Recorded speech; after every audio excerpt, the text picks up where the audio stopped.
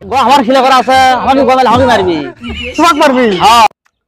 কোনো মামু পাইতেছি না, মামু খুঁজতে জানাবো। একটা মামু দরকার আমার। গল্পটা মনে পড়ছে, গল্প না করলে আমার তো পেটে ব্যথাও জমাবো না আজকে। আয় মামু একটা পাইছি। আসসালামু আলাইকুম। ওয়ালাইকুম আসসালাম। মামু ভালো আছেন নি? আল্লাহ বসেন। তো বসেই বসে তো গল্প করি। হ্যাঁ, আপনাকে দেখে খুব ভালো লাগলো আমার। তাই দেশে বের কোন জায়গায়? দেখবে রে বগুড়া মামা। ইস, বগুড়া শুনলে কোন পুরান ডাক চিত করে ওঠে গো মামা। তাই ও আপনি কি আত্মীয় স্বজন আছে না কেউ? আত্মীয় স্বজন না থাকলেও নেই, কেমন যেন বগুড়া নিয়ে আলাদা একটা মায়াই লাগে আমার। তাই নাকি? ও বিশেষ করে আপনার বাসাগুলো খুব মজা লাগে আমার। সত্যি? ও সত্যি মজা লাগে বাসাগুলো। আচ্ছা কি গল্প করবেন বলেন। তো একটা গল্প করতেছিলাম, কি আইলাম আপনার কাছে, মামু ভালোই লাগলো, বগুড়া লোকও পাইলাম, মনে মানুষও পাইলাম। আচ্ছা গল্প করতে ভালোই না, গল্প শুনবেন নি আপনি? হ্যাঁ শুনবো মামা বলেন। সময় আছে তো?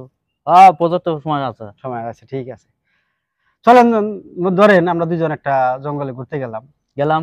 ঘুরতে ঘুরতে গেলাম, জঙ্গলের পথের মধ্যে একটা আপেল পাইলাম। পাইলাম। আপেলটা একটা আপেলই পাইছি। আপনি খাবেন না আমি খামো? আপনি খাবেন, আপনি যেহেতু বড় আপনি খাবেন। আমি খামো, হুম। ঠিক আছে। তো একটু সামনে যাইতে হবে, সামনে যাই। যাই বলেন। যে একটা ঝর্ণা পাইছি, ঝর্ণার পানি কেবল একজন খেতে পারবো। আপনি খাবেন। আমি খামো, হ্যাঁ। ঠিক আছে, পানি খেলাম। তো মামা একটু সামনে যাইতে হবে, সামনে যে একটা মুসি পাইছি। আচ্ছা এই মুসি গোয়া শিলিয়ে দেয়।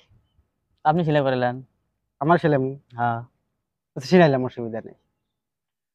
তো জঙ্গল শেষ হয় নাই, আরো সামনে আছে। আচ্ছা সামনে যাওয়ার পরে একটা বড় রাক্ষস পড়ছে সামনে। মামা রাক্ষসে কিন্তু আমার বাঁচে গো।